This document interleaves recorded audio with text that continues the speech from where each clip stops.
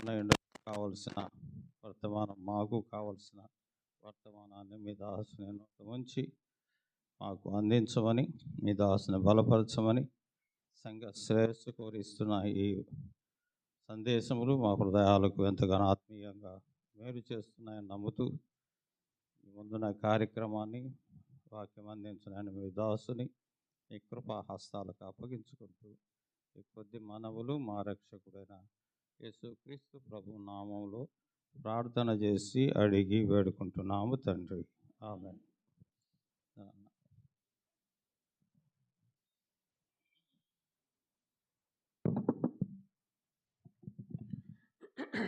ఈ ఉదయకాల సమయంలో మన దేవుడు మనకిచ్చిన ఈ మంచి సమయాన్ని బట్టి దేవాది దేవుడు మన ప్రభు అయిన యేసుక్రీస్తు వారికి మనము వందనాలు చెల్లిస్తున్నాము. అలాగనే మమ్మల్ని ఆహ్వానించిన మరి సంఘ పెద్దలు ఆనందన్నకు, అలాగనే ఇక్కడున్న సంఘ పెద్దలకు, పరిచారకులకు, ఆయా ప్రదేశాల నుండి చేరవచ్చిన పరిశుద్ధులకు, మరి ఇందాక చాలా చక్కని మంచి వర్తమానాన్ని మనకు అందించిన వరప్రసాద్ అన్నకు అందరికి కూడా నా యొక్క వందనాలు చెల్లిస్తూ ఉన్నాను. ఏ వాక్యం చెప్పాలని నేను దేవుని సన్నిధిలో ఆలోచిస్తున్నప్పుడు దేవుడు నాకు ఇచ్చిన ప్రేరేపణ ఫిలిప్పీలకు రాసిన పత్రిక 2వ అధ్యాయము 12వ వచనం నుండి 16వ వచనం వరకు ఒక వచనాన్ని మనం చదువుకుంటూ మనం వెళ్దాం. అపోస్తలుడైన పౌలు ఫిలిప్పీలకు రాసిన పత్రిక 2వ అధ్యాయము మొట్టమొదట 12వ వచనాన్ని మనము చదువుకుందాం. కాగా నా ప్రియులారా, మీరు ఎల్లప్పుడూ విధేయులై ఉన్న ప్రకారము నా ఎదుట ఉన్నప్పుడు మాత్రమే కాక మరి ఎక్కువగా నేను మీతో లేని ఈ కాలమందును భయముతోనూ వణకుతోనూ మీ స్వంత రక్షణను కొనసాగించుకొనుడి. చదివిన వాక్యాన్ని, చదవబోతున్న వాక్యాలను దేవుడు మన కొరకు దీవించును గాక. ఈ ఉదయకాల సమయంలో మనం ఫిలిప్పీలకు రాసిన పత్రిక 1వ అధ్యాయము 12వ వచనాన్ని మనం చదువుకున్నాము. మనకి ఇవ్వబడిన సమయంలో 16వ వచనం వరకు కొన్ని సంగతులు మనం చూద్దాం. పౌలు ఫిలిప్పీలను పిలుస్తా ఒక మాట చెప్పాడు. ఏమని పిలిచాడంటే, నా ప్రియులారా అని పిలిచినాడు. ఫిలిప్పీలు పౌలుకి ఎంతో ప్రియంగా ఉన్నారు. దేవునికి ప్రియంగా జీవిస్తున్నావా? సంఘ పెద్దలకు, నాయకులకు, సేవకులకు కూడా ప్రియంగా జీవిస్తున్నావా? కొంతమంది సంఘములోనే ఉంటారు కానీ పెద్దలకు, నాయకులకు, సేవకులకు తలపోటుగా ఉంటారు. దేవునికి ప్రియంగా జీవించాలి. సంఘములో ఉన్న పెద్దలకు, నాయకులకు, సేవకులకు కూడా మనం ప్రియంగా ఉండాలి. ఇందాక అన్న వాక్యం చెప్పారు, ఈయన నా ప్రియ కుమారుడని పరలోకపు తండ్రి యేసుప్రభుని గురించి చెప్పాడు. ప్రియంగా జీవిస్తున్నావా? కొంతమంది సంఘ పెద్దలను ఏడిపిస్తూ ఉన్నారు. ఫిలిప్పీకి ఒక పేరుంది, సంతోష పత్రిక అని ఉంది కదా. ఈ పత్రిక ఏమని పేరు అని చెప్పండి? సంతోష పత్రిక. చాలాసార్లు సంతోషం, ఆనందం, సంతోషం, ఆనందం అని ఈ పత్రికలో రాశాడు. ఈ సంతోష పత్రికలో, ఈ ఆనంద పత్రికలో పౌలు ఏడుస్తున్నాడు. చూడండి, 4వ అధ్యాయము 3వ అధ్యాయము 17, 18 వచనాలు చదవండి. చదవండి అంటే మీరు మనసులో చదవాలి, నేను మైకులో చదువుతాను. ఫిలిప్పీ 3వ అధ్యాయం 17, 18. సహోదరులారా, మీరు నన్ను పోలి నడుచుకొనుడి, మేము మీకు మాదిరి అయి ఉన్న ప్రకారము నడుచుకుని వారిని గురిపెట్టి చూడండి. అనేకులు క్రీస్తు శిలువకు శత్రువులుగా నడుచుకొనుచున్నారు. వీరిని గూర్చి మీతో అనేక పర్యాయములు చెప్పి ఇప్పుడును ఏడ్చుచూ చెప్పుచున్నాను. కొంతమంది పౌలుని ఏడ్పిస్తూ ఉన్నారు, దైవజనుని ఏడ్పిస్తూ ఉన్నాడు. సంఘములో నిన్ను గూర్చి సంఘ పెద్దలు, నాయకులు, సేవకులు ఎంత దుఃఖపడుతున్నారు తెలుసా? నీ ప్రవర్తన చూసి, నీ యొక్క బ్రతుకు చూసి, నీ మారని జీవితాన్ని చూసి కొంతమంది సంఘ పెద్దలు, సేవకులు, నాయకులు ఏడుస్తూ ఉన్నారు. సంతోష పత్రికలో, ఆనంద పత్రికలో పౌలు ఏడవడం ఏంటి? హెబ్రీయులకు రాసిన పత్రిక 13వ అధ్యాయము 17వ వచనం. హెబ్రీయులకు రాసిన పత్రిక 13వ అధ్యాయము 17వ వచనం. మీ పైన నాయకులుగా ఉన్నవారు దేవునికి లెక్క చెప్పవలసిన వారి వలె మీ ఆత్మలను కాయుచున్నారు. వారు దుఃఖముతో ఆ పని చేసినడలా మీకు నిష్ప్రయోజనము గనుక దుఃఖముతో కాక ఆనందముతో చేయునట్లు వారి మాట విని వారికి లోబడి ఉండండి.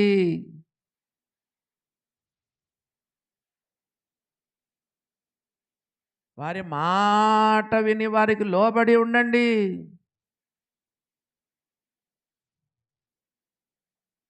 పౌలు వాళ్ళను ప్రియులారా అని పిలుస్తున్నాడు. వీళ్ళు, ఈ ఫిలిప్పీయులు పౌలుకు ఎంత ప్రియమైన వారంటే, మొదటి అధ్యాయం 7వ వచనం చదవండి. ఈ యొక్క పౌలుకు ఈ ఫిలిప్పీయులు ఎంత ప్రియమైన వారంటే 7వ వచనం చదివితే మనకు అర్థమవుతుంది. నా బంధకముల యందును, నేను సువార్త పక్షమున వాదించుట యందును, దాన్ని స్థిరపరచుట యందును మీరందరూ ఈ కృపలో నాతో కూడా పాలివారై ఉన్నారు గనుక నేను మిమ్మును నా హృదయములో ఉంచుకొని ఉన్నాను. నేను నా హృదయములో మిమ్మల్ని ఉంచుకొని ఉన్నాను. మన హృదయంలో ఎవరు ఉండాలి తెలుసా? నంబర్ 1 యేసు ప్రభు, నంబర్ 2 సంఘస్థులు. నీ హృదయంలో ఎవరున్నారు మరి? పౌలు హృదయంలో ఫిలిప్పీయులు ఉన్నారు. పౌలు హృదయంలో ఫిలిప్పీయులు ఉన్నారు. అంతగా ఫిలిప్పీయులు పౌలుకు అంత ప్రియంగా ఉన్నాడు. పౌలు వాళ్ళను తన హృదయంలో పెట్టుకున్నాడు. భార్య, భర్త సరే, వాళ్ళు మన హృదయంలో పెట్టుకోవచ్చు వాళ్ళను. ఆ తర్వాత వాక్య ప్రకారంగా మొట్టమొదటిగా యేసు ప్రభు మన హృదయంలో ఉండాలి. రెండవదిగా సంఘస్థులు మన హృదయంలో ఉండాలి. ప్రియంగా జీవిస్తున్నావా దేవుని బిడ్డ? తలుపోటుగా ఉన్నావా? ఏడిపిస్తున్నావా? మనం ముందుకు సాగి వెళ్దాము. 2వ అధ్యాయం 12వ వచనం. కాగా నా ప్రియులారా, మీరు ఎల్లప్పుడూ విధేయులై ఉన్న ప్రకారము. పౌలు వీళ్ళని గురించి ఒక మాట ఉపయోగిస్తున్నాడు. ఎల్లప్పుడూ మీరు విధేయులుగా ఉన్నారు. మీరు ఎల్లప్పుడూ విధేయులుగా ఉన్నారని పౌలు ఆ మాట ఉపయోగిస్తున్నాడు. ఒక్క ఫిలిప్పీయులకు రాసిన పత్రికలోనే పౌలు 4 సార్లు ఈ మాట చెప్పాడు. ఎల్లప్పుడూ 4 సార్లు పౌలు ఈ పదాన్ని ఉపయోగించాడు. అవి ఏంటో మనం చూద్దాం. మొట్టమొదటిసారిగా ఎల్లప్పుడు అనే పదము పౌలు ఎక్కడ వాడాడు? 6వ వచనం మధ్య భాగం నుండి చదవండి. 6వ వచనము మధ్య భాగంలో నుండి మనం చదివితే పౌలు ఫస్ట్ టైము ఎల్లప్పుడు అనే పదం ఉపయోగించాడు. 6వ వచనం మధ్య భాగం నుండి చదువుతున్నాను. కనుక మీ అందరి నిమిత్తము నేను చేయు ప్రతి ప్రార్థనలో ఎల్లప్పుడూ సంతోషంతో ప్రార్థిస్తున్నాను. ఓ ఫిలిప్పులారా, ఎల్లప్పుడూ మీ కొరకు సంతోషంగా ప్రార్థిస్తున్నాను. మనం ఎల్లప్పుడూ చేయవలసిన మొట్టమొదటి పని చెప్పండి. Very good. ప్రార్థన. ప్రార్థన ఎల్లప్పుడూ మనం చేయాలని బైబిల్లో రాయబడింది. ఎల్లప్పుడూ ప్రార్థన చేయండి. విసుగక నిత్యము ప్రార్థన చేయండి. ఎడతెగక ప్రార్థన చేయండి. దైవ గ్రంథం ఘోషిస్తుంది, ఎల్లప్పుడూ ప్రార్థన చేయండి, ఎల్లప్పుడూ ప్రార్థన చేయండి. పాత నిబంధన గ్రంథంలో 3 సార్లు చేశారు, ఉదయము మధ్యాహ్నం దానియేలు చెప్పండి ముమ్మారు చేసేవాడు. దావీదు 55వ కీర్తనలో సాయంకాలమున మధ్యాహ్నమున ఉదయమున ప్రార్థించేవాడు. ధ్యానించుచు మొరపెడుతున్నానని చెప్పాడు. కొత్త నిబంధనలో ఇన్ని గంటలు చేయాలని లేదు కదా. కొంతమంది 2:30 గంటలు చేయాలన్నా, మనం 24 గంటల్లో దశంభాగం కదా, 2:30 గంటలు చేయాలన్నా అని కొంతమంది చెప్తారు. నో, కొత్త నిబంధన మనకు చెప్పేది ఏంటంటే ఎల్లప్పుడూ ప్రార్థన చేయండి. పనులు మానుకోమనా, ఉద్యోగాలు మానుకోమనా, వంటలు మానుకోమని చెప్పా, బాధ్యతలన్నీ విస్మరించమనా? కాదు కాదు. ఉదయకాలము, మధ్యాహ్నము, సాయంకాలం వీలైనప్పుడు మోకరించి చేసుకో కదా. వీలైనప్పుడు మోకరించి చేసుకో. మరి మిగతా సమయాల్లో పౌలు జైల్లో ఉన్నాడు. చేతులకు సంకెళ్ళు, కాళ్ళకు బొండలు, చుట్టూ సైనికులు, కాపలాదారులు. వాళ్ళ మధ్యలో పౌలు ఎల్లప్పుడూ ప్రార్థన చేస్తున్నాడు. నడుస్తూ ప్రార్థన కదా, ప్రయాణం చేస్తూ ప్రార్థన, డ్రైవింగ్లో ప్రార్థన, నిద్రలో ఉన్నప్పుడు ప్రార్థన, పడకలో ఉన్నప్పుడు ప్రార్థన, వంట చేస్తూ ప్రార్థన, బియ్యం కడుగుతూ ప్రార్థన, ఊడుస్తూ ప్రార్థన, పాత్రలు తోముతూ ప్రార్థన. సొలొమోను నిద్రలో కూడా, కలలో కూడా దేవుని ఎంత స్పష్టంగా ప్రార్థించినాడు, జ్ఞానం దయచేయమని. నీ నరాలలో కదా ప్రార్థన జీర్ణం కావాలి. ఎల్లప్పుడూ ప్రార్థన. ప్రార్థన చేస్తున్నావా దేవుని బిడ్డ? పౌలు చెప్తున్నాడు ఎల్లప్పుడూ ప్రార్థన చేస్తున్నాను. రెండవదిగా చూడండి, పౌలు ఎల్లప్పుడూ చేస్తున్న మరొక మాట చూడండి. 19వ వచనం, మొదటి అధ్యాయము 19వ వచనం. మరియు నేను ఏ విషయంలోనూ సిగ్గుపడక ఎప్పటి వలన ఇప్పుడును పూర్ణ ధైర్యంతో బోధిస్తున్నాను. ఎప్పటి వలన ఇప్పుడును, ఎల్లప్పుడును. ఫిలిప్పీలారా, నేను ఎల్లప్పుడూ బోధిస్తున్నాను. ఎప్పటి వలన ఇప్పుడును పూర్ణ ధైర్యంతో బోధిస్తున్నాను. విశ్వాసులు చేయాల్సిన రెండవ పని ఏంటంటే, ఎల్లప్పుడూ చేయాల్సిన రెండవ పని బోధించుట. బోధించుట. ఎల్లప్పుడూ అవకాశం దొరికిన ప్రతిసారి వాక్యం చెప్పు, వాక్యం చెప్పు, సువార్త చెప్పు. ఎల్లప్పుడూ ఎల్లప్పుడూ. సంఘములో ఎల్లప్పుడూ నీకు అవకాశం రాదు. బోధించడం అంటే ఒక్క సంఘంలోనే కాదు కదా, ఇంట బయట. నీకు చిన్న విషయం చెప్తాను. నీవు మంచిగా బోధించాలంటే ఫస్ట్ ప్లేస్ నీ ఫ్యామిలీ. పిల్లలను కూర్చోబెట్టుకొని వాక్యం చెప్పు. లాస్ట్ టైం కూడా చెప్పుంటాను, మేము 6 అన్నదమ్ములం, ఒక అక్క. మా నాయన బోధకుడు కాదు. మమ్మల్ని అందరిని రౌండ్గా కూర్చోబెట్టి మాకు వాక్యం చెప్పేవాడు. మా పెద్దన్న కుటుంబ ప్రార్థనలో రక్షణ పొందినాడు. ఈనాడు మేము ఇలా ఉన్నామంటే మొట్టమొదటి దేవుని కృప. రెండవదిగా చిన్నప్పుడు మా తల్లిదండ్రులు కుటుంబ ప్రార్థనలో మాకు చెప్పిన వాక్యం. మా నాయన కన్నీటితో వాక్యం చెప్పేవాడు, మా అమ్మ కూడా కన్నీటితో వాక్యం చెప్పేది. చెప్తున్నావా పిల్లలకు? చిన్నపిల్లలకు నేర్పిస్తున్నావా? వాక్యాలు నేర్పిస్తున్నావా? బోధిస్తున్నావా? రోజు పాలైన వస్తాడు, పెరుగైన వస్తాడు, న్యూస్ పేపర్ అయిన వస్తాడు, వాచ్మెన్ వస్తాడు. చెప్పండి, కాయగూరలు అన్న చెప్పారు, కాయగూరలు అమ్మే వాళ్ళు వస్తారు. పండ్లు అమ్మే వాళ్ళు వస్తారు. ఆ, ఆటో ఎక్కితే ఆటో ఆయనతో మనం చెప్పొచ్చు, 2 మాటలు చెప్పొచ్చు. ఓ, నీకు ఎన్ని అవకాశాలు, రోజుకు ఎన్నో అవకాశాలు నీకు దొరుకుతూ ఉంటాయి.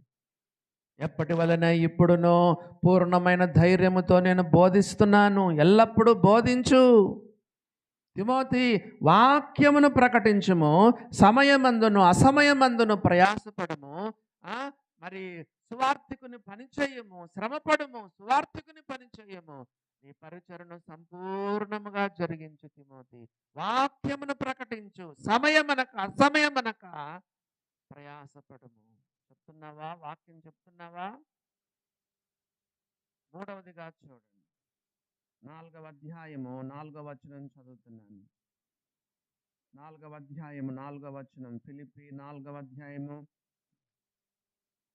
4వ వచనం చదువుతున్నాను. ఎల్లప్పుడూ ప్రభువునందు ఆనందించండి.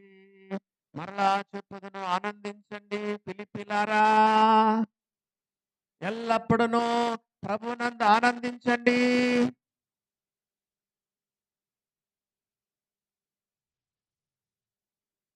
పౌలు జైల్లో ఉన్నాడు కాబట్టి మనం ఆయనకి లెటర్ రాయాలి.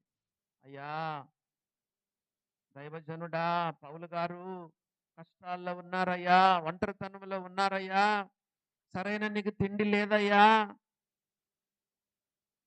అయ్యా భయపడద్దయ్యా, ప్రభునందు ఆనందించండి అయ్యా అని మనము, మనము జైల్లో ఉన్న పౌలుకు మనము లెటర్ రాసి మనం ఆయన ఆదరించాలి. ఒక విశ్వాసి యొక్క అనుభవాన్ని చూడండి. కష్టాలలో, కన్నీటిల్లో, శ్రమల్లో, బాధల్లో, అప్పుల్లో, అనారోగ్యాల్లో, ఒంటరితనంలో ఒక దేవుని బిడ్డ ప్రభునందు సంతోషిస్తాడు, ఆనందిస్తాడు.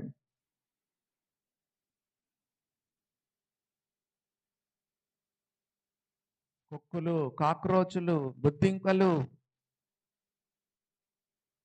దుర్గంధము, దుర్వాసన, పాసిపోయిన అన్నం, కరడుగట్టిన ఖైదీలు, కఠినులైనటువంటి జైలు అధికారులు, పరిస్థితులు చాలా దారుణంగా ఉన్నాయి. పౌలు ఏం చెప్తున్నాడు? ప్రభునందు ఆనందించండి, మరలా చెప్పుదును ఆనందించండి, ఎల్లప్పుడూ ఆనందించండి. మీలో కొంతమంది నాతో చెప్తున్నారు, అయ్యా ఏం ఆనందించమంటావయ్యా, చేతుల్లో డబ్బులు లేవు, దేహంలో ఆరోగ్యం లేదు, బ్యాంకులో బ్యాలెన్స్ లేదు, బీరువాలో బంగారం లేదు, సొంత ఇల్లు లేదు, ఒక పొలం లేదు. అయ్యా ఏం ఆనందించమంటావయ్యా అని కొంతమంది ప్రశ్నిస్తూ ఉన్నారు. దేవుడు రక్షణ ఇవ్వలేదా? రక్షణానందం ఇవ్వలేదా? పాపక్షమాపణ ఇవ్వలేదా? కుమారత్వం నీకు ఇవ్వలేదా?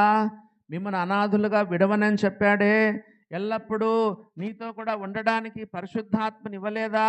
దేవుడు క్రీస్తు యేసునందు పరలోక విషయములలో ఆత్మ సంబంధమైన ప్రతి ఆశీర్వాదం నీకు ఇవ్వలేదా? తన అరచేతులను నువ్వు చెక్కుకోలేదా? ఇంతకంటే ఏం కావాలి? బ్రదర్స్ పాట పాడారు, విశ్వాసి నీ భాగ్యం ఎంత గొప్పది, యెహోవా రక్షించి నిన్ను పోలిన వాడెవరు? ఈ ప్రపంచంలో ప్రైమ్ మినిస్టర్స్ కానీ, చెప్పండి, ప్రెసిడెంట్స్ కానీ, చీఫ్ మినిస్టర్స్ కానీ, గవర్నర్స్ కానీ, కోటీశ్వర్లు కానీ, రాజకీయ నాయకులకు కానీ లేని భాగ్యాన్ని దేవుడు నీకు నాకు ఇచ్చాడే. ఎల్లప్పుడూ ప్రభునందు ఆనందించు, ఆనందించు. 4వదిగా పౌలు ఇక్కడ చెప్పాడు, 2వ అధ్యాయం 12వ వచనంలో, మీరు ఎల్లప్పుడూ విధేయులై ఉన్న ప్రకారం. 4వదిగా ఎల్లప్పుడూ విధేయులై ఉండండి. గాడ్ వాంట్స్ 100% ఒబీడియన్స్ అన్న చెప్పారు ఇందాక. అన్ని ఆజ్ఞలు నోహు కానీ, మోషే కానీ, అన్ని ఆజ్ఞలు. God wants 100% obedience. ఫిలిప్పీలు చెప్పండి, మీరు ఎల్లప్పుడూ విధేయులై ఉన్న ప్రకారం. విధేయతగా ఉన్నావా దేవుని బిడ్డ? దేవునికి విధేయత, పౌలు లాంటి దైవజనులకు కూడా విధేయత, సంఘ పెద్దలకు విధేయత. నాయకులకు విధేయత. ఇందాక చూపించాను కదా, హెబ్రీ 13:17. మీ మధ్య ఉన్న దేవుని వారు లెక్క ఒప్ప చెప్పవలసిన వారు, మీ పైన నాయకులుగా ఉన్నవారు దేవునికి లెక్క ఒప్ప చెప్పవలసిన వారు వలె మీ ఆత్మలను కాయుచున్నారు. వారు దుఃఖముతో ఆ పని చేసిన యెడల మీకు నిష్ప్రయోజనము కనుక దుఃఖముతో కాక ఆనందముతో చేసినట్లు వారి మాట విని వారికి లోబడి ఉండండి. ఫిలిప్పీలారా, మీరు ఎల్లప్పుడూ విధేయులు. 24/7, 365 days a year. ఎల్లప్పుడు అంటే అర్థం చెప్పండి. 24/7, 365 days a year. 4 విషయాలు మనం విన్నాం. వరుసగా చెప్తారా? నంబర్ 1, ఎల్లప్పుడూ ప్రార్థన, ఎల్లప్పుడూ బోధించుట, ఎల్లప్పుడూ ప్రభునందు ఆనందించుట, 4వదిగా ఎల్లప్పుడూ విధేయులై ఉండుట. సరే, మనం ముందుకు సాగి వెళ్దాము. 12వ వచనం, ఫిలిప్పీలకు రాసిన పత్రిక 2వ అధ్యాయము 12వ వచనము చూడండి. కాగా నా ప్రియులారా, మీరు ఎల్లప్పుడూ విధేయులై ఉన్న ప్రకారము నా ఎదుట ఉన్నప్పుడు మాత్రమే కాక మరి ఎక్కువగా నేను మీతో లేని ఈ కాలమందును, నా ఎదుట ఉన్నప్పుడు మాత్రమే కాక నేను మీతో లేని ఈ కాలమందును అంటే అర్థం చెప్పండి. నేను ఉన్నప్పుడు మీరు బాగానే ఉన్నారు, నేను లేనప్పుడు, నేను ఉన్నప్పుడు మీరు బాగానే ఉన్నారు, కానీ నేను మీతో లేని ఈ కాలంలో కూడా అని అంటున్నాడు. అంటే దాని అర్థం చెప్పగలరా? దైవ సేవకులు, పెద్దలు, నాయకులు ఉన్నప్పుడు అందరు మంచిగా ఉంటాము. ఇంట్లో భార్య లేనప్పుడు, భర్త లేనప్పుడు, మమ్మీ డాడీ లేనప్పుడు, నీ చుట్టూ సోదర సోదరులు లేనప్పుడు, సంఘ పెద్దలు, నాయకులు, సేవకులు లేనప్పుడు,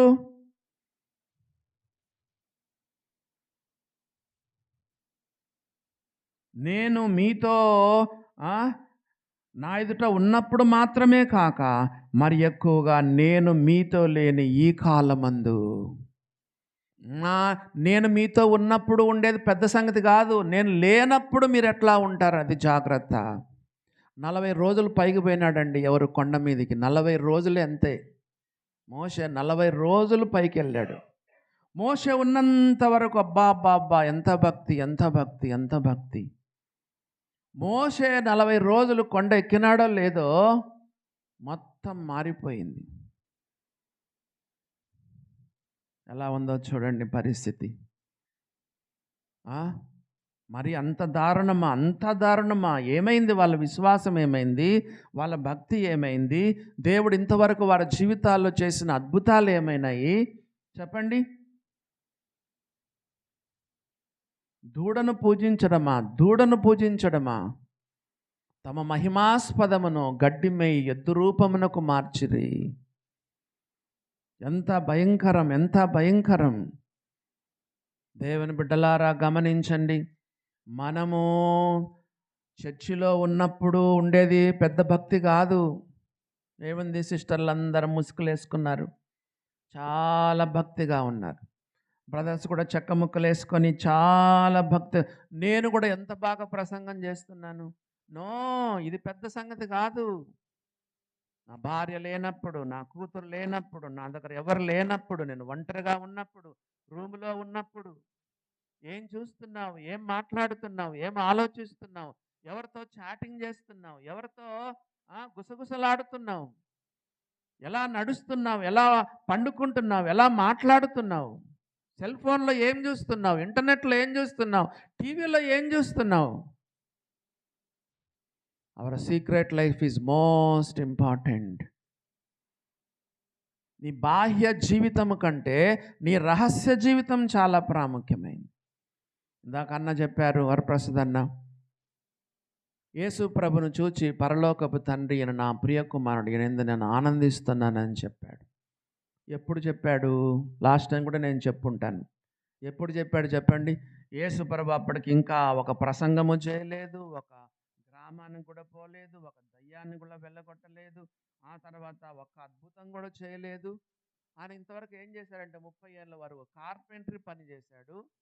కుటుంబాన్ని పోషించాడు. అంత మాత్రం కాకుండా తండ్రితో వ్యక్తిగతంగా ఆయన సహవాసం చేస్తున్నాడు.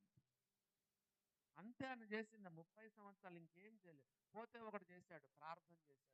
తన శరీరధారి అయిన దినములలో మహారోదనముతోనూ కన్నీళ్లతోనూ తన్ను మరణం నుండి రక్షింపగలిగిన వానికి ప్రార్థనలు విజ్ఞాపనలు సమర్పిస్తూ భయభక్తులు కలిగి జీవించాడు 30 సంవత్సరాలు. అంతకు మించి అని చేసింది ఏమి లేదు.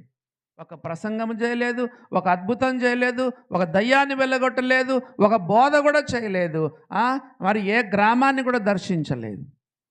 30 ఏళ్ళ రహస్య జీవితాన్ని చూసి పరలోకపు తండ్రి ఏమన్నాడు? ఈయన నా ప్రియ కుమారుడు, నేను your secret life is most important, your private life is most important. ఒంటరిగా ఉన్నప్పుడు ఏం చేస్తున్నాడు? దేవుని బిడ్డలారా, పౌలు 20వ అధ్యాయంలో ఏమన్నాడో చూడండి.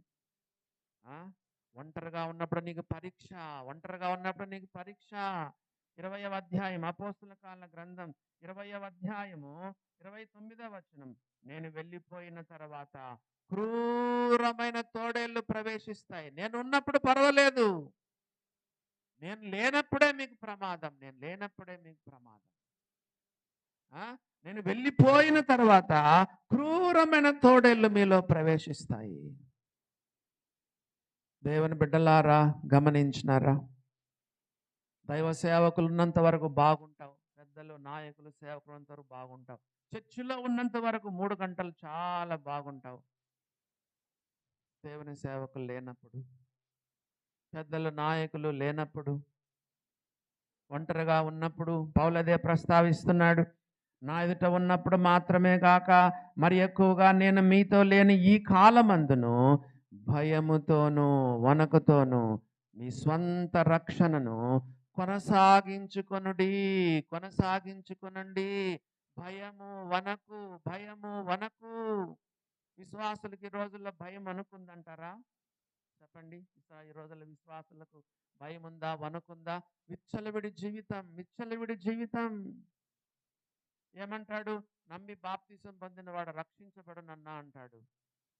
మన సంఘాల్లో ఒక సిద్ధాంతం ఉంది. ఏం సిద్ధాంతం అంటే, once saved is saved for ever.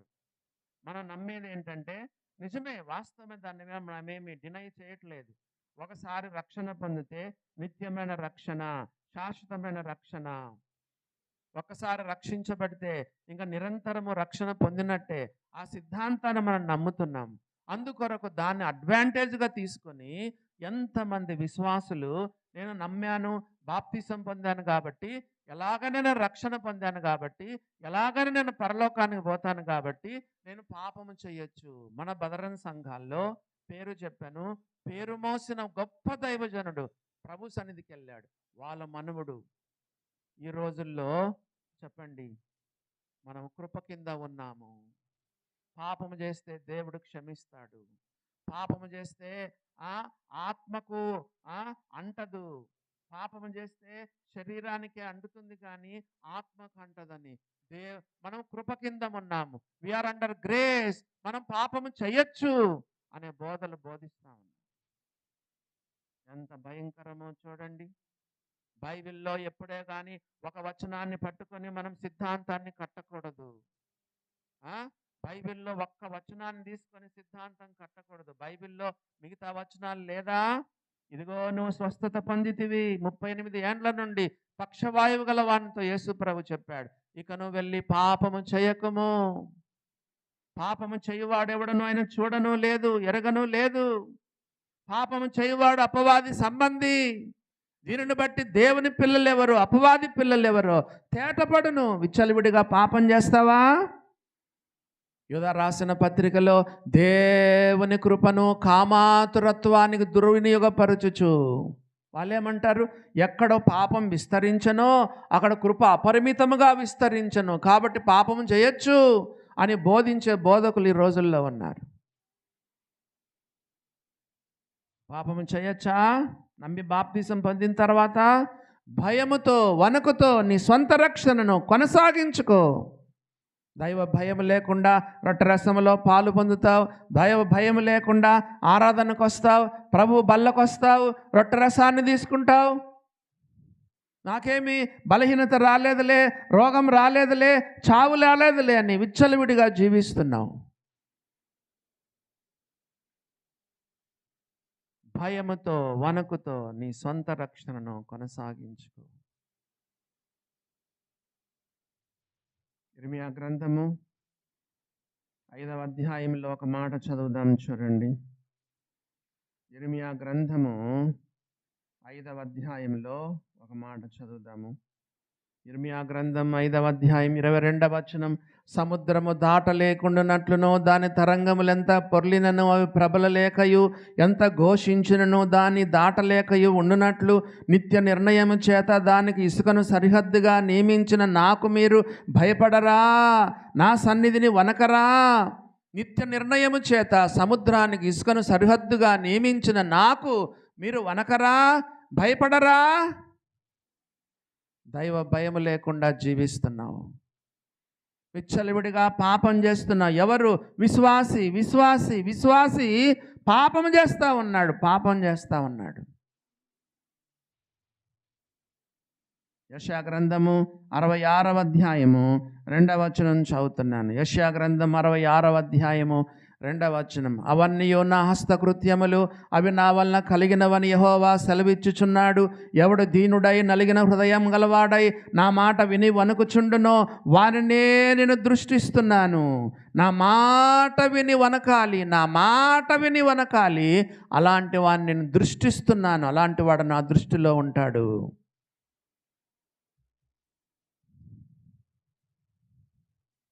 నమ్ముకున్నావు, బాప్తిసం తీసుకున్నావు. భయముతో వణుకుతో నీ సొంత రక్షణను కొనసాగించుకో. ఆగిపోవద్దు, సాగిపో. దినదినంబు యేసుకు దగ్గరగా. 13వ వచనం. ఫిలిప్పీ 2:13. ఎందుకనగా మీరు ఇచ్చయించుటకును కార్యసిద్ధి కలగజేసుకునుటకును తన దయా సంకల్పం నెరవేరుటకై మీలో కార్యసిద్ధి కలగచేయువాడు దేవుడే. 13వ వచనం నాకు చాలా రోజులు అర్థం కాలేదు. 13వ వచనం అర్థం అంటే ఏంటో తెలుసా? మీరు ఇచ్చయించుటకును కార్యసిద్ధి కలగజేసుకొనుటకును. నీలో ఇచ్చ ఉంటే, నీలో ఏ ఇచ్చ? భయముతో వణకుతో నా సొంత రక్షణను కొనసాగించుకోవాలి. పరిశుద్ధ జీవితం జీవించాలి. ఎల్లప్పుడూ విధేయతగా ఉండాలి. పౌలు ఉన్నా లేకపోయినా, దైవ సేవకులు ఉన్నా లేకపోయినా, తల్లిదండ్రులు ఉన్నా లేకపోయినా, నా ఒంటరి జీవితంలో, నా యొక్క రహస్య జీవితంలో దేవునికి నేను పరిశుద్ధంగా జీవించాలి. మరి భయముతో వణుకుతో నా సొంత రక్షణను కొనసాగించుకోవాలనే నీ ఇచ్చ ఉంటే నీలో కార్యసిద్ధి కలగచేసేవాడు దేవుడే. తన దయా సంకల్పం నెరవేరుటకై నీలో కార్యసిద్ధి కలగచేవాడు దేవుడే. దాని అర్థం చెప్పండి. ఒక్క అడుగును ముందుకేస్తే నీ కొరకు దేవుడు 100 అడుగులు వేస్తాడు. ఉందా? నీకు గాఢమైన కోరిక ఉందా? రక్షణలో కొనసాగాలి, పరిశుద్ధ జీవితం జీవించాలి, విధేయునిగా ఉండాలి. ఎవరు ఉన్నా లేకపోయినా నేను దేవునికి, దైవ సేవకులకు, పెద్దలకు, నాయకులకు ఎల్లప్పుడూ విధేయతగా ఉండాలి. నా రక్షణలో కొనసాగాలని నీకు ఆ ఇచ్చ ఉంటే మీరు ఇచ్చయించుకొనుటకును కార్యసిద్ధి కలగచేసుకొనుటకును తన దయా సంకల్పం నెరవేరుటకై మీ లోపల కార్యసిద్ధి కలగచేయువాడు దేవుడే. చూసారా? మీలో కార్యసిద్ధి కలగచేయువాడు దేవుడే. మన లోపల ఎవరున్నారు చెప్పండి? మన లోపల ఎవరున్నారు? God the Holy Spirit. కదా? నీలో, నాలో, ప్రతి విశ్వాసిలో. పెంతెకోస్తు వాళ్ళ బోధ వినొద్దు. పెంతెకోస్తు వాళ్ళు ఏమంటారు?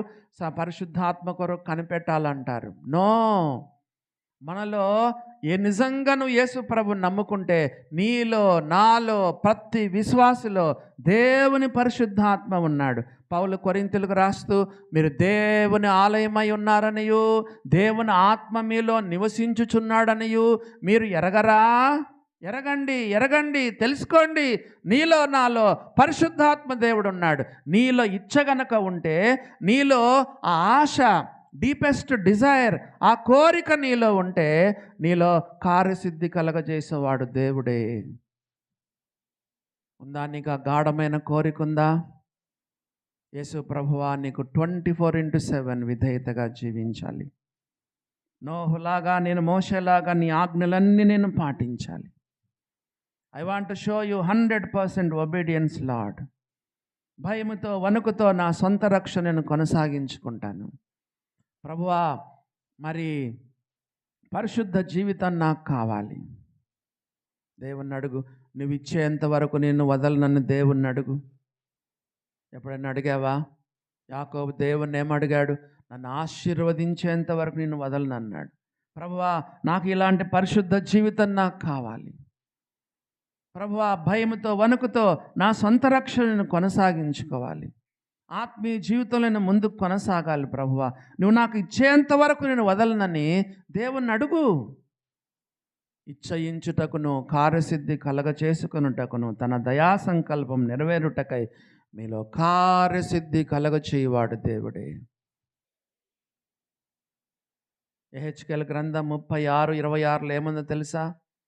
మీకు నూతన హృదయం మీకు ఇస్తాను, నేను చేస్తాను, ఇదంతా నేను చేస్తాను అన్నాడు. 36:26 చదవండి. నూతన హృదయం మీకు ఇస్తాను, నూతన స్వభావం మీకు కలగజేస్తాను, రాతి గుండె మీలో నుండి తీసేస్తాను, మాంసపు గుడ్డనిస్తాను. 27 చదవండి. నా ఆత్మను మీ యందు ఉంచి. దేవుడు చేస్తాడు, దేవుడు చేస్తాడు. మనం కేవలం ఇచ్చయించాలి, గాఢమైన కోరిక కలిగి ఉండాలి. ఒక అడుగు నువ్వు దేవుని కొరకు ముందేస్తే 100 అడుగులు నీ కోసం ఆయన ముందుకు వస్తాడు. నా ఆత్మను మీ యందు ఉంచి నా కట్టడలను అనుసరించు వారినిగా, నా విధులను గైకొను వారినిగా మిమ్మును నేనే చేస్తాను, నేనే చేస్తాను. ఉందా నీకు గాఢమైన కోరిక? అమ్మాయా, మనలో ఉన్న పరిశుద్ధాత్మ, మనలో ఉన్న పరిశుద్ధాత్మ మన రక్షణను భయముతో వణుకుతో మన సొంత రక్షణను కొనసాగించుకోవడానికి మనలో కార్యసిద్ధి కలగజేసేవాడు ఆయనే.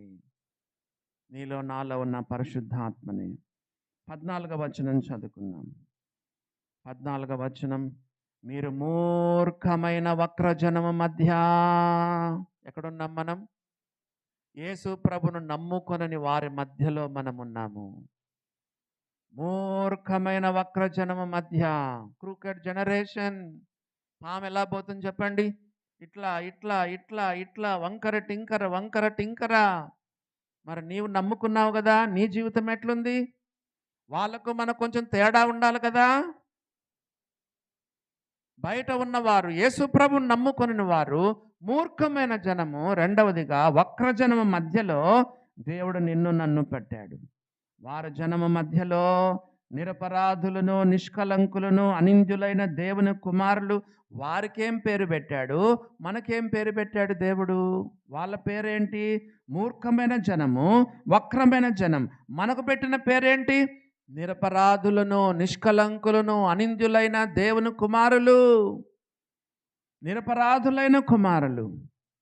నమ్ముకొని పాపం చేస్తున్నావా? దేవుని బిడ్డ, నమ్ముకొని పాపం చేస్తున్నావా? అపరాధం లేకుండా చూసుకో. పాపం ఏమైనా చేస్తే తెలిసి తెలియకుండా మూర్ఖంగా ఎప్పుడైనా పాపం చేస్తే ఎప్పటికప్పుడు దేవుని దగ్గర సరి చేసుకో. పాపాన్ని దేవుని సన్నిధిలో ఒప్పుకో. నిరపరాధంగా జీవించు. నిరపరాధులను, ఇంకా చూడండి, నిష్కలంకులను. ఎప్పుడైనా మనం తెల్ల షర్ట్ వేసుకుంటే ఒక మచ్చ ఏర్పడితే అందరు మచ్చ వైపే చూస్తారు. ఇంకా మిగతా షర్ట్ అంతా ఎంత తెల్లగా ఉన్నా అది చూడరు. నీ తెల్ల చొక్కా పైన ఉన్న మచ్చనే చూస్తారు. ఏ మచ్చ లేకుండా జీవించు. నిష్కలంకంగా జీవించు. యేసు ప్రభు నమ్ముకున్న బిడ్డలు నిష్కలంకంగా జీవించాలి, కలంకం లేకుండా జీవించాలి. నిరపరాధులను, నిష్కలంకులను, ఇంకా చూడండి, అనింద్యులైన దేవుని కుమారులు. నిందలేని జీవితం, నిందలేని జీవితం. అబ్రహామా, నేను సర్వశక్తిగల దేవుడను, నా ఎదుట నడుచుచు నిందారహితుడవై 99 ఏండ్లు ముసలోడు. ముసలోళ్ళకు కూడా శోధనలు వస్తాయా? మస్తుగా వస్తాయి. దైవ సేవకులకు వస్తాయా? మస్తుగా వస్తాయి. వాక్కలు చెప్పలకు వస్తాయా? మస్తు వస్తాయి శోధనలు. ఇంకో మీకు చెప్పమంటారా? మీకంటే ఎక్కువ పోరాటాలు, మీకంటే ఎక్కువ శోధనలు, మీకంటే ఎక్కువగా చెప్పండి శ్రమలు మాకు వస్తాయి. ఎందుకు? నాయకులను పడగొడితే, సేవకులను పడగొడితే ఎంటైర్ సంఘం డిస్టర్బ్ అయిపోతుంది. మీరు అనుకుంటారు వీరు బోధకులు, సేవకులు, వాక్యం చెప్పేవాళ్ళు, ప్రార్థనా పరులు, వీరికి శోధనలు ఉండవు, పోరాటాలు ఉండవు, శ్రమలు ఉండవు మీరు అనుకుంటారు. మీకంటే ఎక్కువ మాకుంటాయి. 99 ఏళ్ళప్పుడు దేవుడు ఏమన్నాడు? నా అబ్రహమా, నేను సర్వశక్తి గల దేవుడను, నా సన్నిధిలో నడుచుచు నిందారహితుడవై జీవించు. నిందలు లేకుండా జీవిస్తున్నావా దేవుని బిడ్డ? దేవుడు మనకు పెట్టిన పేరు నిరపరాధులను, నిష్కలంకులను, అనిందులైన దేవుని కుమారులకున్నట్లు దేవుడు నోహతో చెప్పాడు, ఈ తరం వారిలో నీవే నీతిమంతుడవు, నిందారహితుడవు. నీతిమంతుడిగా, నిందారహితుడిగా, నిర్దోషిగా, నిరపరాధిగా, నిష్కలంకునిగా, నిష్కల్మషునిగా, నిష్కపటునిగా, నిర్మలునిగా, నిజాయితీపరునిగా, నిజమైన వాడుగా దైవ సన్నిధిలో జీవించు. దేవుడు మనకి ఎన్ని విషయాలు చెప్పండి. నీతిమంతుడు, నిందారహితుడు, నిర్దోషి, నిష్కల్మషుడు, నిష్కలంకుడు, నిష్కల్మషుడు కదా, నిష్కపటుడు, నిర్మలుడు, నిజాయితీపరుడు. దేవుని బిడ్డలారా, అలాగా మనం జీవించాలి. ఎవరి మధ్యలో? మూర్ఖమైన వక్రజనము మధ్య నిరపరాధులను, నిష్కలంకులను, అనిందులైన దేవుని కుమారులగునట్లు సనుగులు, సంశయములు మాని సమస్త కార్యాలను చేయండి. సనుగుతున్నావా?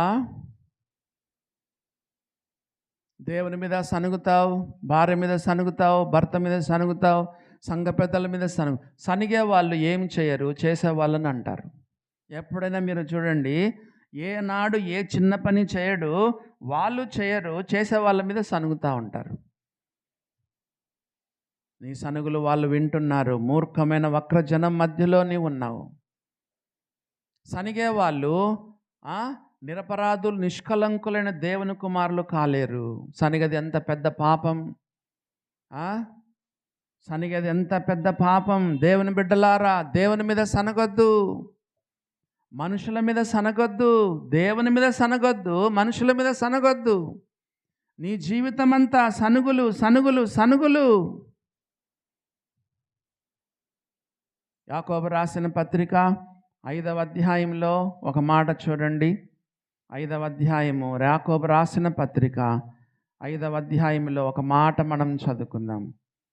యాకోబు రాసిన పత్రిక 5వ అధ్యాయము 19వ వచనం లేదా 9వ వచనం చదువుతాను. 5:9 సహోదరులారా, మీరు తీర్పు పొందకుండా నిమిత్తము ఒకని మీద ఒకడు సనగకుడి.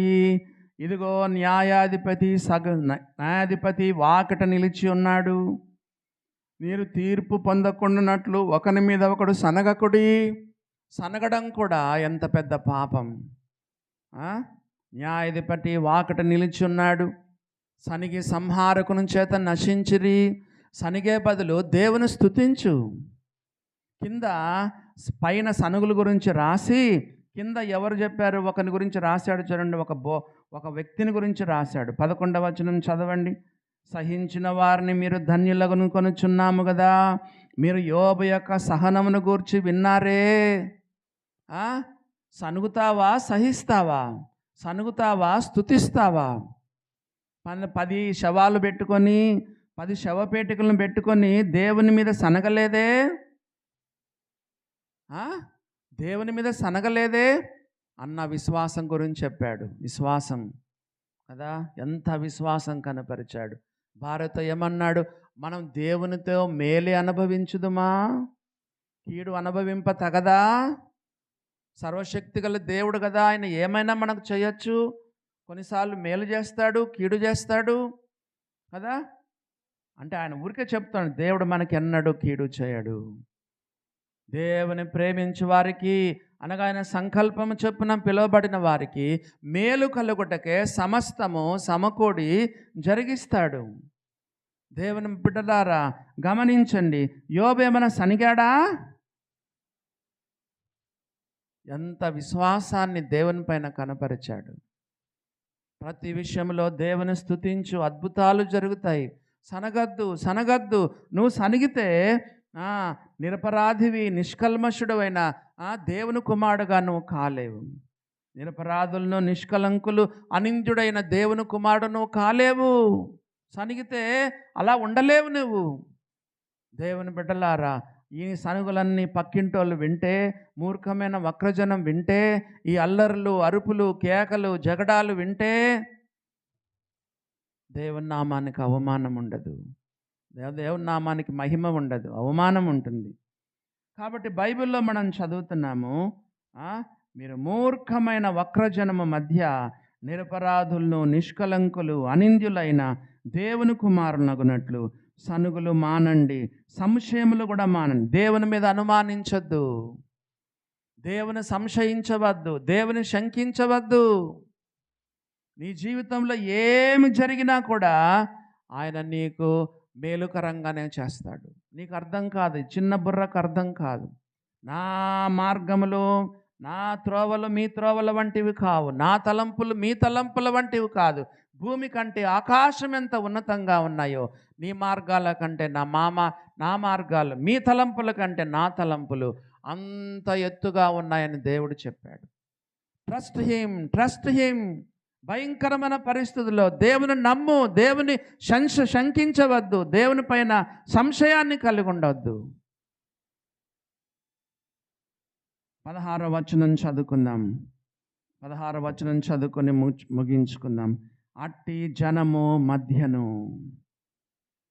మీరు జీవవాక్యమును చేతపట్టుకొని లోకమందు జ్యోతుల వలె కనపడుచున్నారు. బైబిల్లో దేవుడు మనకు చాలా పేర్లు పెట్టాడు. విశ్వాసులు, దేవుని బిడ్డలు, క్రైస్తవులు, శిష్యులు, సాక్షులు, రాజులు, యాజకులు, పరిశుద్ధులు కదా. ఎన్ని పేర్లు ఇక్కడ దేవుడు మనకు పెట్టిన పేరు చెప్పండి. జ్యోతులు. అమ్మా అయ్యా, ఒక వెలుగు ట్యూబ్ లైట్, క్యాండిల్ కదా.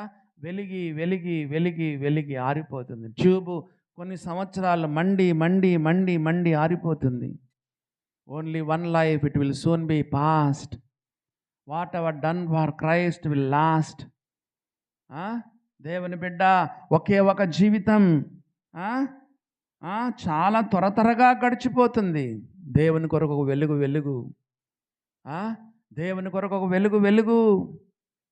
బాప్తిస్మిచ్చే యోహాను మండుచు ప్రకాశించుచున్న దీపం. ఆత్మలో తీవ్రత కలిగిన వాడుగా ఉండు. అగ్నిలో నుండి తీసిన ఒక కొరివిలాగా ఉండు. పౌరుషం, రోషం కలిగి దేవుని కొరకు జీవించు. తెగువ కలిగి దేవుని కొరకు జీవించు. ఒక జ్యోతిలాగా ప్రభు కొరకు నిరంతరము ప్రకాశించు. దేవుడు మనకు పెట్టిన పేరు ఏంటంటే జ్యోతులు. ఈ లైట్ ఇక్కడ ఉంది కదా, ఈ లైట్ వెలుతురు ఇక్కడ ఎక్కువ ఉంటుందా, అక్కడ ఎక్కువ ఉంటుందా? ఇక్కడ లైట్ వెళ్తుంది, నా తల మీద లైట్ ఉంది. ఈ లైట్ వెలుతురు ఇక్కడ ఎక్కువ ఉంటుందా, అక్కడ ఎక్కువ ఉంటుందా? ఇక్కడే ఎక్కువ ఉంటుంది. నువ్వు ఏ స్థలంలో ఉన్నావు అక్కడ ఎక్కువ ప్రకాశించు.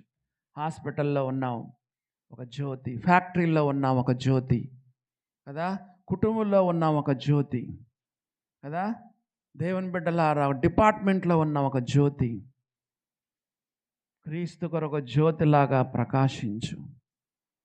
దేవుని వాక్యంలో రాయబడింది కదా, అట్టి జనము మధ్యను మీరు జీవవాక్యమును చేతపట్టుకొని లోకమందు జ్యోతుల వలె కనపడుచున్నారు. యేసు ప్రభు నమ్ముకున్న మనమందరము జ్యోతులం. యేసు ప్రభు ఒక మాట చెప్పాడు, యోహాను సువార్త 8:24, తెరవాల్సిన పని లేదు. నేను లోకమునకు వెలుగునై ఉన్నానని చెప్పాడు. యేసు ప్రభు ఏం చెప్పాడు చెప్పండి? నేను లోకమునకు వెలుగై ఉన్నానని చెప్పిన యేసు ప్రభు మరి కొండ మీద ప్రసంగంలో ఏం చెప్పాడు?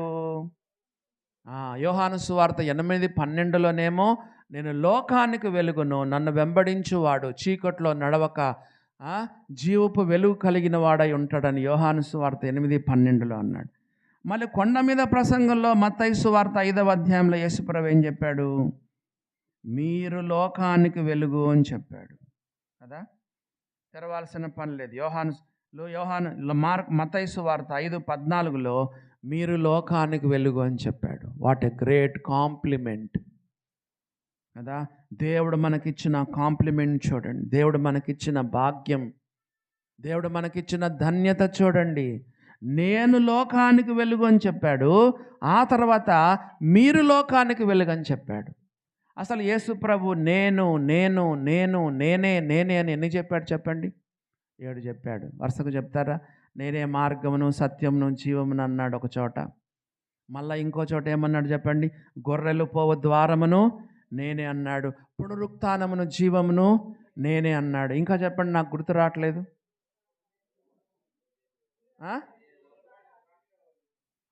ద్రాక్షావల్లిని నేనే అన్నాడు. Very good. జీవాహారం నేనే అన్నాడు. ఇంకా అది చెప్పేసినాను ఆల్రెడీ. మొత్తానికి ఇలాంటివి 7 ఉన్నాయి. ఆ 7 ఒకటేంటి చెప్పండి? ఆ 7 ఒకటేంటంటే నేను లోకానికి వెలుగు అన్నాడు, మళ్ళా మీరు కూడా లోకానికి వెలుగు అన్నాడు. మిగతా 6 చెప్పలేదు. పునరుత్థానం జీవము నేనే అన్నాడు, మీరు కూడా పునరుత్థానం జీవం మీరు అన్నాడా? అనలేదు. గొర్రెలు పోవు ద్వారం నేనే అన్నాడు, మీరు కూడా గొర్రెలు పోవు ద్వారం మీరే అన్నాడా? అనలేదు కదా. మరి ద్రాక్షావల్లిని నేను, మీరు కూడా ద్రాక్షావల్లి అన్నాడా? అనలేదు. ఈ 7 ఒక్కటి మాత్రం మనకిచ్చాడు. నేనే నేనే నేనే నేనే నేనే అని 7 చెప్తే ఆ 7 ఒక్కటి మాత్రం మనకిచ్చాడు. చెప్పండి, ఆ ఒకటేంటో?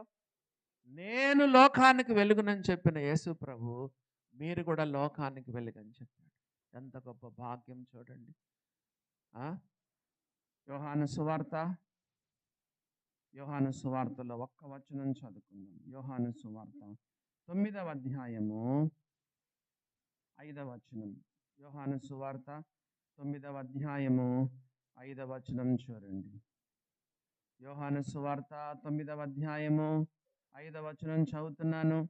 నేను ఈ లోకములో ఉన్నప్పుడు లోకానికి వెలుగునని చెప్పాను. అంటే దాని అర్థం చెప్తారా మీరు ఎవరైనా? నేను లోకములో ఉన్నప్పుడు లోకానికి వెలుగును, నేను ఈ లోకములో ఉన్నప్పుడు లోకానికి వెలుగును. దీని అర్థం చెప్తారా ఎవరైనా?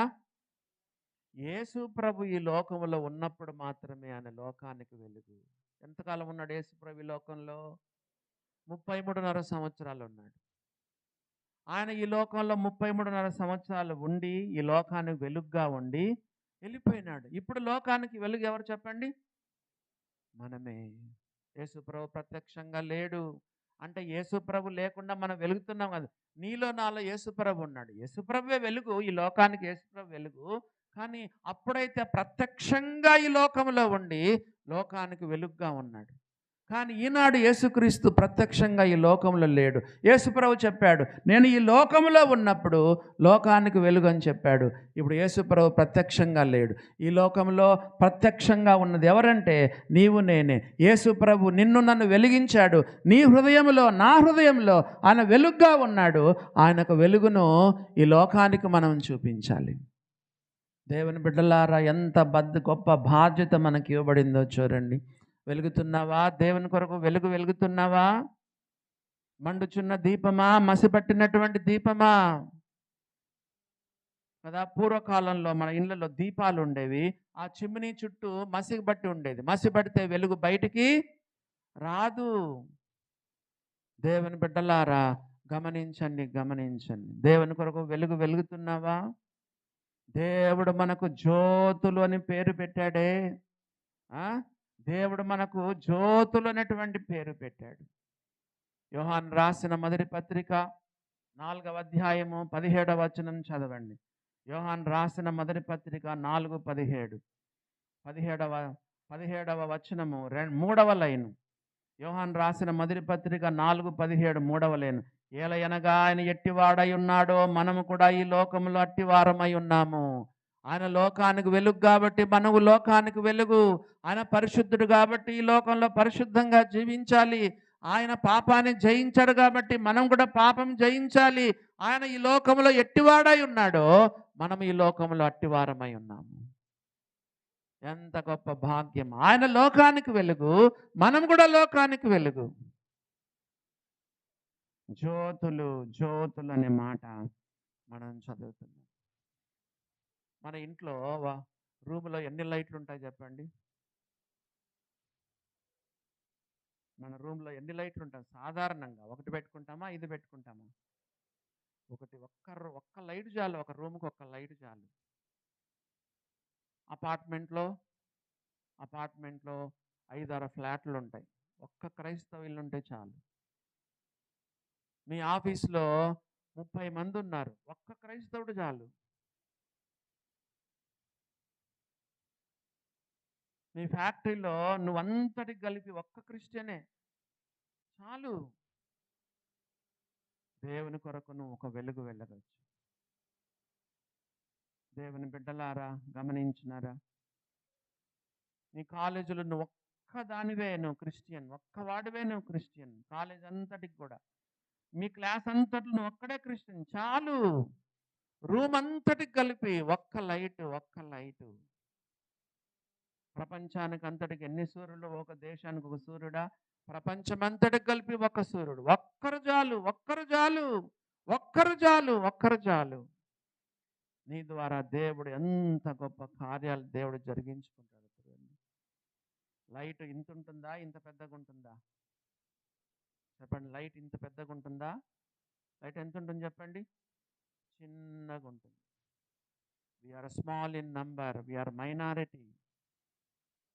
క్రైస్తవులు ఎప్పుడు కూడా తక్కువగానే ఉంటారు. దేవుని బిడ్డలారా, నిజమైన క్రైస్తవులు ఎప్పుడు తక్కువ సంఖ్యలో ఉంటారు. చిన్నది, మనం చిన్నోళ్ళం.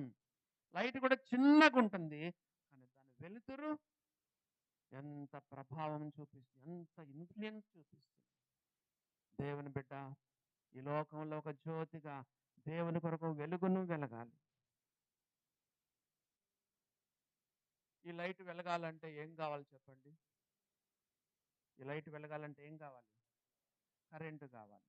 ఈ దీపము బుడ్డి అంటారా, మీరు ఏమంటారు? చిమ్ని, అది ఏది? ఈ ల్యాంప్ వెలగాలంటే, దీపం వెలగాలంటే కింద ఏముండాలి? ఆయిల్, కిరోసిన్ ఉండాలి, ఆయిల్ ఉండాలి. మనం వెలగాలంటే 2వ అధ్యాయము చదవండి, 16వ వచనం. మనం వెలగాలంటే ఏం చేయాలి చూడండి, 2వ అధ్యాయం 16వ వచనం. అట్టి జనము మధ్యను మీరు జీవవాక్యమును చేతబట్టుకొని. అమ్మా అయ్యా, వాక్యం లేకపోతే మనం వెలగలేం. జీవవాక్యమును చేతబట్టుకొని. ఎంతమంది బైబిల్ లేకుండా వచ్చినారు? బైబిల్ లేకుండా చర్చికి రావచ్చా?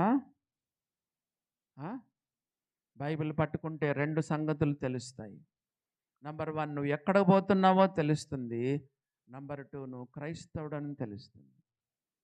బైబిల్ పట్టుకోవడానికి నామోష, సిగ్గా? చర్చికి వచ్చినప్పుడల్లా నీకు చదువు వచ్చినా రాకపోయినా నువ్వు బైబిల్ పట్టుకొని రావాలి. నేను వస్తేనే యవన బిడ్డలందరినీ చూశాను, అందరి చేతుల్లో బైబిల్స్ ఉన్నాయి. జీవవాక్యాన్ని చేత పట్టుకుంటేనే నీవు ప్రకాశిస్తావు, ఒక జ్యోతిలాగా ఉంటావు. రోజు దేవుని వాక్యాన్ని చదువు, ధ్యానించు. నీ నరముల్లోనికి దేవుని వాక్యాన్ని ఎక్కించుకో. దేవుని కొరకు ఒక వెలుగుతావు, ప్రకాశిస్తావు, జ్యోతిలాగా ఉంటావు. జీవవాక్యాన్ని చేత పట్టుకో. 149వ కీర్తనలో ఒక మాట చదువుదాం చూడండి. కీర్తనల గ్రంథము 149వ కీర్తనలో ఒక మాట చదువుకుందాం. 9వ వచనం. విధింపబడిన తీర్పు వారి మీద నడుపుటకును వారి చేతిలో 2 అంచుల ఖడ్గమున్నది. ఆయన భక్తులకందరికీ ఘనత ఇదే. 2 అంచుల ఖడ్గము పట్టుకున్నారంట, ఆయన భక్తుల ఘనత ఇదే. బైబిల్ పట్టుకుంటే నీకెంత ఘనత? బైబిల్ చేతిలో పట్టుకుంటే నీకెంత ఘనత? వారి చేతిలో 2 అంచుల ఖడ్గం ఉన్నది, ఆయన భక్తులకందరికీ ఘనత ఇదే. బైబిల్ చేతిలో పెట్టుకుంటే నీకెంత ఘనత, ఎంత ఘనత. 140 అది మరి అది దానియేలు గ్రంథం చూడండి, 12వ అధ్యాయము 3వ వచనం చదువుతున్నాను. దానియేలు గ్రంథం 12వ అధ్యాయం 3వ వచనం. బుద్ధిమంతులైతే ఆకాశ మండలమును జ్యోతులను పోలిన వారై, ఆకాశ మండలమందలి జ్యోతులను పోలిన వారై. జ్యోతులు ఆకాశంలో, లైట్ కింద పెట్టొచ్చుగా, అన్ని పైన పెట్టినారు, అక్కడ కింద తీసుకొచ్చి పెట్టొచ్చుగా లైట్. అన్ని లైట్లు కింద పెట్టితే సరిపోతుంది కదా. జ్యోతులు పైన ఉంటాయి, జ్యోతులు పైన ఉంటాయి. బుద్ధిమంతులైతే ఆకాశ మండలంలోని జ్యోతులు. పాపముల అపరాధం చచ్చిపోయిన మడలను దేవుడు క్రీస్తుతో కూడా లేపి ఆయనతో కూడా మనం పరలోకమందు కూర్చుండబెట్టాడు. ఓ దేవుని బిడ్డ, భూలోకంలోనే పరలోక జీవితాన్ని ప్రారంభించు. యెహోవా కొరకు ఎదురు చూస్తూ నూతన బలము పొందుతూ పక్షిరాజు వలె పైకి ఎగరు, పైన జీవించు, పైన జీవించు. ఏరోప్లేన్స్ పైన భూమి ఆకర్షణ శక్తి పనిచేయదు, పక్షుల పైన భూమి ఆకర్షణ శక్తి పనిచేయదు. No gravitational force. పైనున్న వాటి మీదనే తప్ప భూ సంబంధమైన వాటి మీద మనసు పెట్టుకోవద్దు. మనం జ్యోతులం, పైనే ఉండాలి. పైనున్న వాటి మీదనే తప్ప భూ సంబంధమైన వాటిపైన మనసు పెట్టుకోవద్దు. జ్యోతులు పైన ఉంటాయి, పైన ఉంటాయి. దేవుని బిడ్డలారా, పర సంబంధమైన జీవితాన్ని జీవించు. నేను చిన్నప్పుడు సాధు సుందర్ సింగ్ గారి పుస్తకాన్ని చదివాను. భూలోకంలో ఉంటూ పరలోక జీవితాన్ని ప్రారంభించాలి. భూలోకంలో ఉంటూనే పరలోక జీవితాన్ని జీవించాలి. మీరు క్రీస్తుతో కూడా లేపబడిన వారైతే పైనున్న వాటినే వెదకండి. పైనున్న వాటి మీదనే తప్ప భూ సంబంధమైన వాటిపైన మనసు పెట్టుకోవద్దు. యేసు ప్రభువుని నమ్ముకున్న వారి పైన భూమి ఆకర్షణ శక్తి పనిచేయకూడదు. కొద్ది మటుకు మాత్రమే కదా. ఉద్యోగం చేయాల్సిందే, వ్యాపారం చేయాల్సిందే, పెళ్లి చేసుకోవాల్సిందే, చదవాల్సిందే, పిల్లలను కనాల్సిందే. కానీ మన మనసంతా ఎప్పుడు పైనున్న వాటి మీద ఉండాలి. బుద్ధిమంతులు ఆకాశ మండలంలోని జ్యోతులను పోలిన వారై ప్రకాశించెదరు. నీతి మార్గమును అనుసరించి నడుచుకున్నట్లు ఎవరు అనేకులను త్రిప్పుదురో వారు నక్షత్రములను నిరంతరము ప్రకాశించెదరు. ఎంతమందిని సంఘానికి తిప్పావు? ఎంతమందిని తీసుకొచ్చావు యేసు ప్రభు దగ్గరికి? చెప్పండి. సంఘానికి ఎంతమందిని తీసుకొని వచ్చావు? సంవత్సరాల నుండి సంఘానికి వస్తున్నావే, ఒక్కరినైనా దేవుని కొరకు తిప్పావా? అట్లా నీతి మార్గం అనుసరించి నడుచుకున్నట్లు ఎవరు అనేకులను త్రిప్పుదురో వారు ఆ నక్షత్రాల వలె నిరంతరము ప్రకాశిస్తారు. ఎంత చీకటి ఉంటే అంత వెలుగు, నక్షత్రాల వెలుగు అంత ప్రకాశిస్తుంది. ఎంత చీకటి ఉంటే, భయంకరమైన చీకటి అండి, కటిక చీకటి, అంధకారం, గాఢాంధకారం మన చుట్టూ. పాపం ఎక్కడ చూసినా పాపం, వ్యభిచారం కదండి, జారత్వం. అంత మాత్రం కాకుండా మానభంగాలు, నరహత్యలు, ఆత్మహత్యలు. లోకం చాలా భయంకరంగా ఉంది. ఎక్కడ చూసినా అంధకారం, గాఢాంధకారం. క్రీస్తు కొరకు ఒక వెలుగు. అమ్మా యా, క్రీస్తు కొరకు వెలుగు. చీకట్లో ఇంకా ఎక్కువ మనం ప్రకాశించాలి. నా టైం అయిపోవస్తుంది. వివరించను కానీ ఊరికే రెఫరెన్సులు చెప్పి వదిలేస్తాను. చూడండి, ఒక 4 మాటలు మనము చూసుకొని మనము ముగించుకుందాం. మత్తయి సువార్త 5వ అధ్యాయము 15వ వచనం. మత్తయి సువార్త 5వ అధ్యాయము 15వ వచనం చదువుకుందాం. మనుషులు దీపం వెలిగించి కొంచెము కింద పెట్టరు. కొంచెం అంటే ఏంటి చెప్పండి? Measuring jar. వ్యాపారంలో వాడేది కొంచెము అంటారు. ఎందుకు ఒక విశ్వాసి యొక్క దీపము వెలగడం లేదు? వ్యాపారంలో దుర్వ్యాపారం చేస్తున్నాడు. బీడీలు చుట్టచ్చా, బీడీలు అమ్మచ్చా, గుట్కాలు అమ్మచ్చా, బడ్డీ కొట్టు పెట్టినవి సిగరెట్లు అమ్మచ్చా, సారా వ్యాపారం చేయొచ్చా, యేసు ప్రభు నమ్ముకున్న బిడ్డలు దుర్వ్యాపారం చేయొచ్చా? నీ దీపం ఆరిపోయింది. భక్తిలో దీపము ఆరిపోవును. సైనికుడు ఎవడనో యుద్ధమునకు పోనప్పుడు తన్ను దండులో చేర్చుకున్న వారిని సంతోష పెట్టవల్లని నీ జీవన వ్యాపారములలో చిక్కుకున్నాడు. వ్యాపారంలో పడ్డావు, నీ దీపం ఎప్పుడో ఆరిపోయింది. చెయ్యి, మంచి వ్యాపారం చెయ్యి, మోసాలతో కూడిన వ్యాపారం చెయ్యి. నంబర్ 2, రెండవదిగా చూడండి, మార్కు సువార్త 4:20. మార్కు సువార్త 4వ అధ్యాయము 21వ వచనం. మార్కు సువార్త 4వ అధ్యాయము 21వ వచనం. దీపము దీపస్తంభము మీద ఉంచబడుటకే కాని కొంచెము కింద పెట్టరు, మంచము కింద కూడా పెట్టరు. విశ్వాసి కదా, మంచానికి అలవాటు పడ్డాడు. మంచం అంటే ఏంటి? సుఖం, సౌఖ్యం, భోగం. కొంతమందికి ఎప్పుడూ కావాల్సిందే కదా, భార్యను పీడిస్తారు.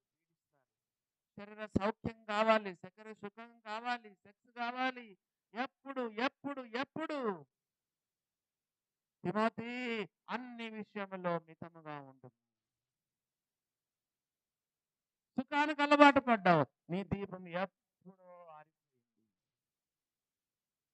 మంచానికి అలవాటు పడ్డావు. మూడవదిగా చూడండి, లూకాసు వార్త 8:16. లూకాసు వార్త 8వ అధ్యాయము 16వ వచనం చదువుకుందాం. ఎవడును దీపము ముట్టించి పాత్రతో కప్పివేయడు. పాత్ర, దీపం వెలిగించి పాత్రతో కప్పేసి ఏమవుతుంది? ఆరిపోతుంది. పాత్ర అంటే చెప్పండి, వంటలే వంటలు, వంటలు వంటలు వంటలు వంటలు కదా. పొద్దున పాల పాత్ర, మళ్ళా టీ పాత్ర, మళ్ళా టిఫిన్ పాత్ర, మళ్ళా చెప్పండి అన్నం పాత్ర, మళ్ళా సాంబారు పాత్ర, మధ్యాహ్నం మళ్ళా పాత్ర, మళ్ళా సాయంకాలం పాత్ర, రాత్రి మళ్ళా పాత్ర పాత్ర పాత్ర. మార్తా మార్తా, విస్తారమైన పనిపాట్ల చేత తొందరపడుచున్నావమ్మా. అవసరమైనది ఒక్కటే. One thing is needful, one thing is needed, sitting at the feet of Jesus and listening his voice. కొంతమంది ఎప్పుడు చూసినా వంటలు వంటలు వంటలు. ఎప్పుడో నీ దీపం మారిపోయింది. నాలుగవదిగా చూడండి, లూకాసు వార్త 11:33. లూకాసు వార్త 11వ అధ్యాయము 33వ వచనము చదువుతున్నాను. ఎవడును దీపము వెలిగించి చాటు చోట పెట్టడు, చాటు చోట పెట్టడు. నమ్ముకున్నావు, బాప్తీసం తీసుకున్నావు, ఆరాధన చేస్తావు, కానీ నువ్వు క్రిస్టియన్ అని ఎవరికి తెలియదు. ఊర్లో తెలియదు, ఆఫీసులో తెలియదు, కాలేజీలో తెలియదు, స్కూల్లో తెలీదు. ఎప్పుడు చూసినా చాటుగా ఉంటావు, చాటుగా ఉంటావు. కొన్నిసార్లు మమ్మీ డాడీ వాళ్ళు 2 పేర్లు పెట్టి ఉంటారు కదా. పాల్ ప్రసాద్ అని పెట్టుంటే అందరికి ఏం చెప్తావు? ప్రసాదం చెప్తావు, కానీ పాల్ ప్రసాద్ అని చెప్పావు. ఎందుకంటే చాటుగా ఉండాలనుకుంటావు, క్రిస్టియన్ పేరు చెప్పావు. మీ తల్లిదండ్రులు అంటే వాళ్ళకు అంత వాక్యాలు తెలియదు కాబట్టి నీకు ఏదో పేరు పెట్టారు. ఇంత వాక్యం విన్న నీవు నీ పిల్లలకు క్రిస్టియన్ పేరు పెడుతున్నావా? చెప్పండి. సర్టిఫికెట్లో నీ పిల్లలకు, నీ తల్లిదండ్రులకు అవగాహన లేకుండా నీకు ఏదో ఎస్ఏని పెట్టారు. నీవు ఇంత వాక్యాలు వింటున్నావే, దేవుని నమ్ముకున్నావే, నీ పిల్లలకు ఎస్ఏని పెట్టకుండా క్రిస్టియన్ పేరు రాయించినావా? డిసిసి పెట్టావా? లేదా ఇండియన్ క్రిస్టియన్ పెట్టావా సర్టిఫికెట్లో? ఎప్పుడో నీ దీపం మారిపోయింది. యేసు ప్రభు నమ్ముకున్న బిడ్డలు చాటుగా ఉండరు కదా. రహస్య శిష్యుడు బహిరంగ శిష్యుడైనాడు. ఎవరు? అరమత యోసేపు. ఇంతకాలం నేను రహస్యంగా ఉన్నాను, నా ప్రభు సిలువలో వేలాడుతున్నాను. తన అధికారాన్ని ఉపయోగించి పిలాతు దగ్గరికి వెళ్ళి యేసు ప్రభు దేహాన్ని తనకిమ్మని చెప్పి ఆయన్ను నారబట్ట కొనుక్కొని వచ్చి దేహాన్ని దించి అంత కడిగి నారబట్టతో చుట్టి తన సొంత సమాధిలో చూపించి రహస్య శిష్యుడు, బహిరంగ శిష్యుడు. దీపం అన్న తర్వాత రహస్య చోటుగా మంచం కింద పెడితే ఏమొస్తుంది? చాటు చోటు ఉంటే ఏం ఉపయోగపడతావు? నువ్వు బహిరంగ శిష్యుడుగా ఉండాలి. కదా, పబ్లిక్గా యేసు ప్రభుని గురించి కన్ఫెస్ చేయాలి. దేవుని బిడ్డలారా, లైట్లలో కూడా మళ్ళీ తేడాలు. 45 వ్యాట్స్ ఉన్నాయా మీ ఊర్లో? 60 watts bulb, 45 watts bulb, 60 watts, next 100 watts, మళ్ళీ 200 వ్యాట్స్, మళ్ళీ ఆ తర్వాత 500 వ్యాట్స్ కూడా ఉంది. 1000 వ్యాట్స్ బల్బ్స్ కూడా ఉన్నాయి. పరీక్ష చేసుకో, ఎట్లా వెలుగుతున్నావు కదా. మినుక్కుమంటున్నావా? న్యాయాధిపతుల 5వ అధ్యాయంలో ఆయన ప్రేమించువారు బలముగా ఉదయించు సూర్యుని వలె ఉంటారు. యెహోవాను ప్రేమించువారు బలముగా ఉదయించు సూర్యుని వలె ఉంటారు. సామెతలు 4వ అధ్యాయంలో పట్టపగల వరకు వేకువ వెలుగు తేజరిల్లునట్లు నీతిమంతుల వెలుగు అంతకంతకు తేజరిల్లును. 6 గంటలకు కొంచెం వెలుగు సూర్యుడు, 7 గంటలకు ఇంకొంచెం ఎక్కువ, 8ది ఇంకొంచెం ఎక్కువ, 9కి ఇంకా ఎక్కువ, 10 గంటలకు ఇంకా ఎక్కువ, 11, 12 మధ్యాహ్నం అయ్యే కొద్దీ సూర్యుని యొక్క వెలుగు అంతకంతకు తేజరిల్లుతుంది. సామెతల గ్రంథం 4వ అధ్యాయము 17, 18 వచనాల్లో ఏముంది? పట్టపగలు వగు వేకువ వెలుగు తేజరిల్లునట్లు నీతిమంతుల మార్గము అంతకంతకు తేజరిల్లు. రోజు రోజుకి నీ వెలుగు అంతకంతకు తేజరిల్లాలి. తలలు వంచండి, ప్రార్థన చేసుకుందాం. చిన్నగా మనం దేవుని వాక్యాన్ని విన్నాము. 2 ప్రసంగాలు. తలలు వంచండి, కళ్ళు మూసుకోండి, 1 నిమిషం మౌనంగా. ప్రభువా, నేను సంతోష పెడుతున్నాను. అన్ని విషయాల్లో అయినా సంతోషపరచున్నట్లు అని బైబిల్లో ఉంది.